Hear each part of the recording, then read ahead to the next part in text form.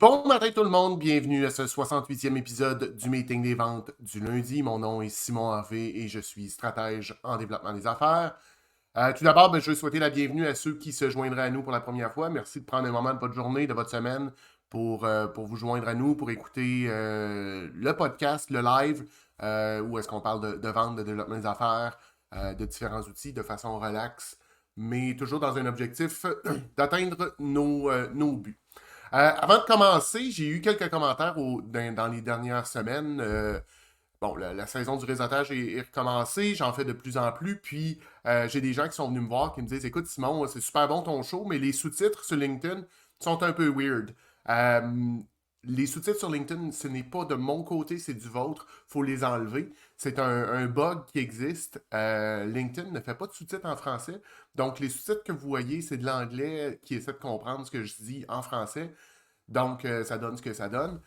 Il faut que vous décochiez le CC de votre côté. Ceci étant dit, ce matin, on parle de ChatGPT, mais d'intelligence artificielle en tant que telle.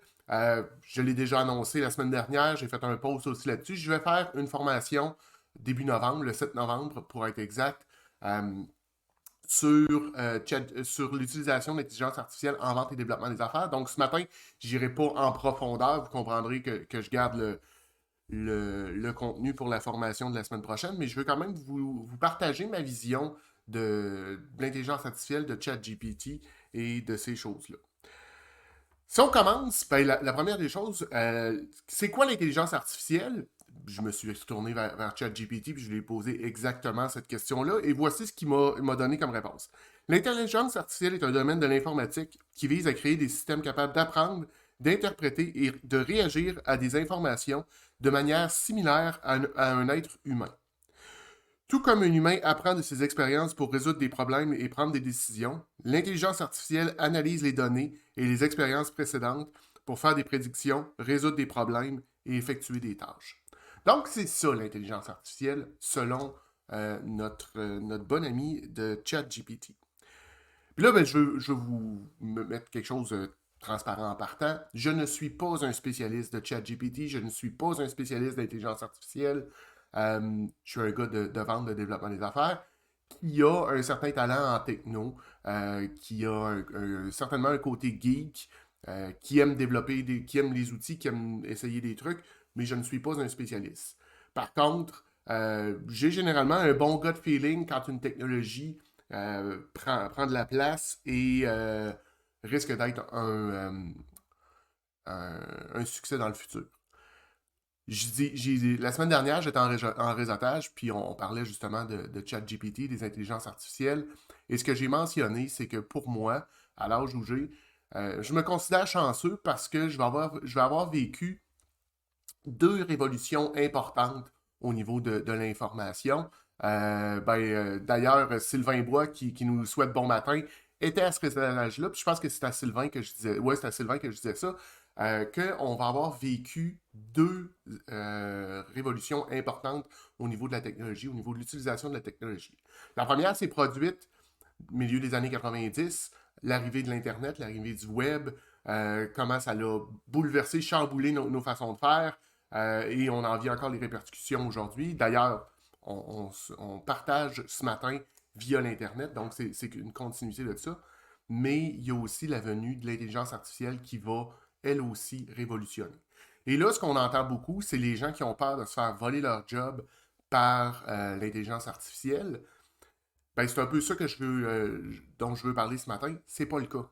Vous ne ferez pas voler votre job par l'intelligence artificielle. Ce qui va arriver, par contre, vous allez vous faire voler votre job par quelqu'un qui utilise l'intelligence artificielle.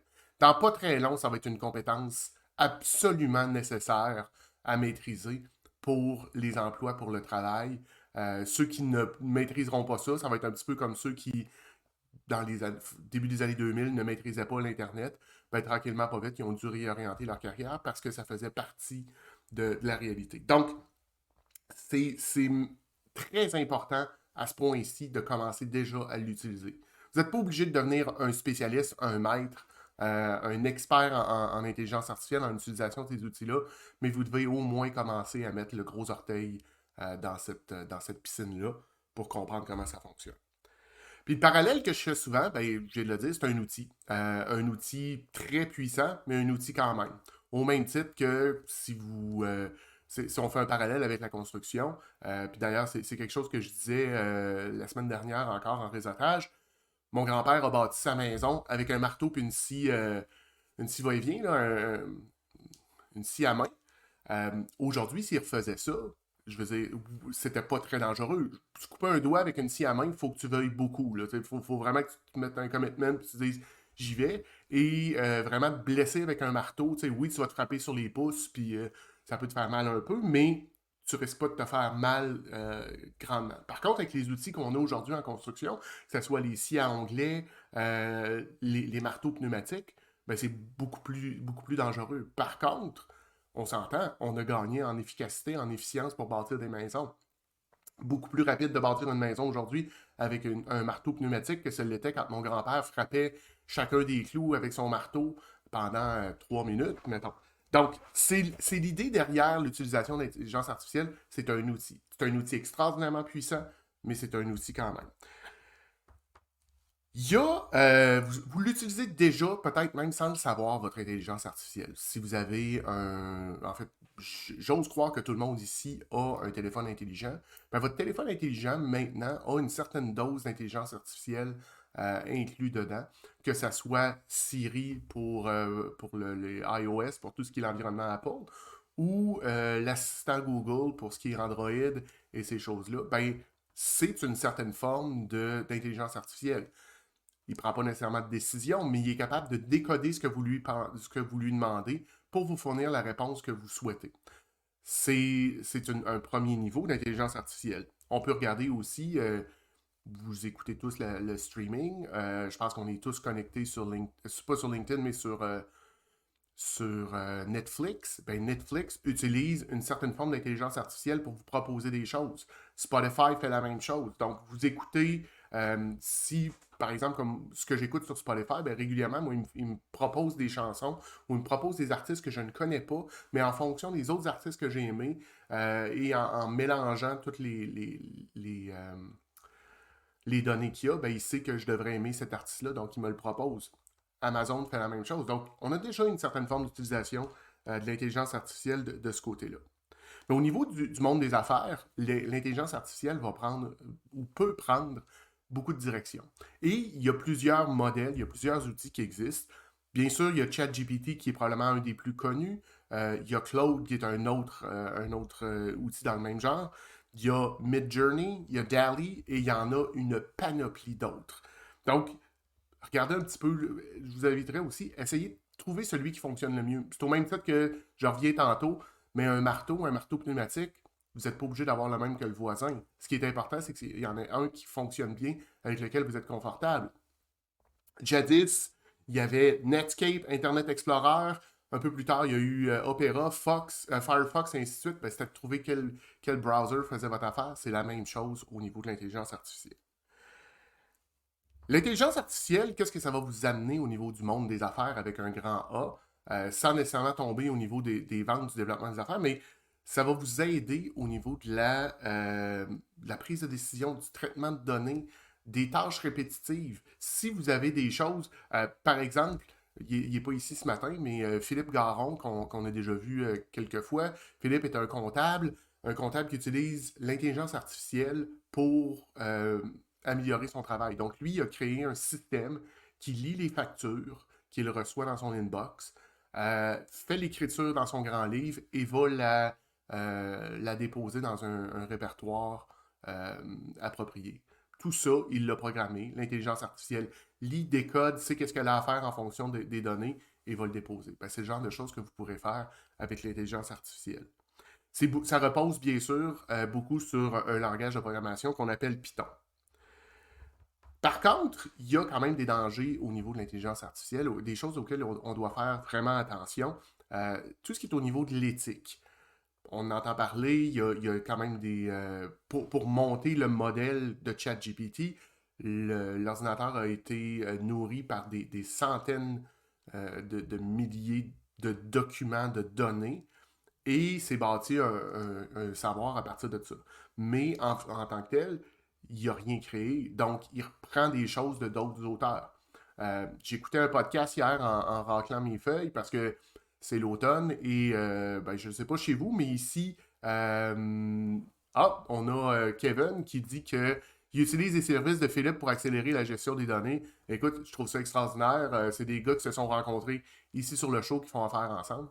Je reviens pour dire, ben là, ce matin, ici, moi, il y a de la neige. Donc, hier, j'ai ramassé mes feuilles en prévision de ça. Puis, j'écoutais un podcast où est-ce qu'il disait que l'intelligence artificielle, euh, le- on peut écrire un livre. Je pourrais décider que je demande à ChatGPT de m'écrire un livre comme si j'étais John Grisham ou Tom Clancy, utiliser leur style littéraire, Stephen King.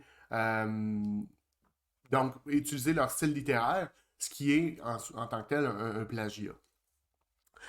Ce qu'il faut faire attention aussi au niveau de l'intelligence artificielle, c'est ce qu'on va appeler le biais algorithmique, c'est-à-dire le risque de perpétuer des biais, pas biais comme des étiquettes, là, mais BIAIS, dans les données d'entraînement pouvant conduire à de la discrimination involontaire.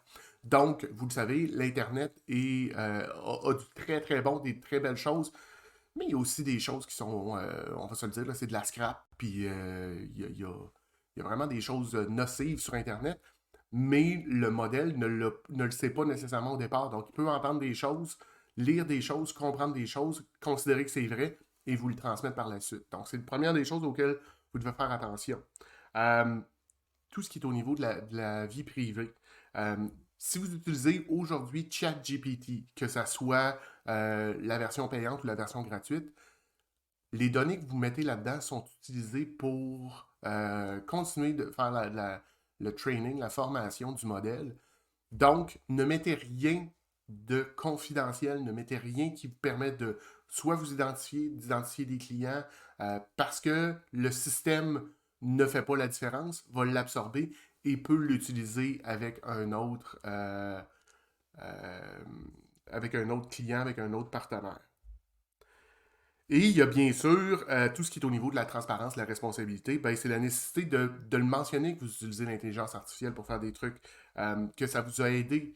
Euh, il y a des systèmes, autant on travaille beaucoup, puis ça, comme je le disais d'entrée de jeu, ça va faire partie de notre futur. Ben, il y a des outils qui sont en train aussi de se développer pour être capable de reconnaître, pour vous permettre de reconnaître ou de reconnaître si l'intelligence artificielle a été utilisée euh, dans le cadre de la mise en place ou dans le cadre de l'écriture de votre document. Il y a aussi, quand on parle d'intelligence artificielle, ben, c'est devenu ce qu'on appelle un buzzword. C'est-à-dire que c'est un mot qui est utilisé, qui est collé sur un peu tout, puis c'est pas nécessairement toujours la vérité. L'intelligence artificielle, il y en a de plus en plus, mais c'est pas tout ce que vous rencontrez qui a de l'intelligence artificielle. Et par exemple, les fameux chatbots qu'on va rencontrer sur des sites web, certains sont directement connectés sur ce qu'on appelle un API pour aller sur ChatGPT, mais il y en a d'autres que c'est simplement une base de données et ils ont, je vais appeler ça un carré de sable, un petit carré de sable dans lequel ils sont habitués de travailler, puis leurs réponses sont tout le temps là. Donc, c'est pas nécessairement de l'intelligence artificielle. Euh, Il y a des outils simples euh, d'automatisation qui sont basés sur des règles de programmation très simples. Donc, intelligence artificielle, puis c'est François, parce que là, je veux le dire, je me souviens pas, là, mais qui est un gars ici dans la région de Québec, qui fait qui parle beaucoup au niveau des technos, qui a fait un post plutôt cet automne qui expliquait que l'intelligence artificielle, c'est des si répétitifs, alors que en programmation, l'automatisation simple, c'est juste des loops. Donc, il fait une action, tant qu'il y en a à faire, un coup que c'est terminé, il passe à d'autres choses. Ben, ça, c'est pas nécessairement de l'intelligence artificielle. Il n'y a pas de prise de décision derrière ça. Il exécute une tâche. C'est de l'automatisation, ça va vous aider, mais ce n'est pas de l'intelligence artificielle. Euh, je vous dirais que c'est un peu ce que je voulais couvrir ce matin à très haut niveau, parce que comme je vous l'ai dit, j'ai une formation qui s'en vient la semaine prochaine sur l'intelligence artificielle, sur l'utilisation de ChatGPT, d'outils comme ça, en vente, en développement des affaires. Vous partagez comment moi je l'utilise aussi dans mon quotidien, comment est-ce que ça a aidé mon développement d'affaires, le développement de ma business au complet. Mais je voulais quand même passer sur le sujet ce matin, vous partager mon opinion de gars qui utilisent des outils, qu'est-ce que je sens dans le marché aussi, c'est quoi comme je disais, c'est quoi mon gut feeling vis-à-vis de l'intelligence artificielle. Donc, c'est ce que j'avais pour vous ce matin. Je vous remercie d'avoir été présent. Je vais prendre du temps aujourd'hui pour répondre à vos questions, commentaires, insultes, injures, soit dans le chat ou à info@nomisco.ca. On se revoit la semaine prochaine pour le 69e épisode du meeting des ventes du lundi. Je vais avoir un invité que je ne connais pas. On a été mis en contact. En fait, j'ai rencontré un de ses partenaires dans mon clan d'affaires au mois de juin.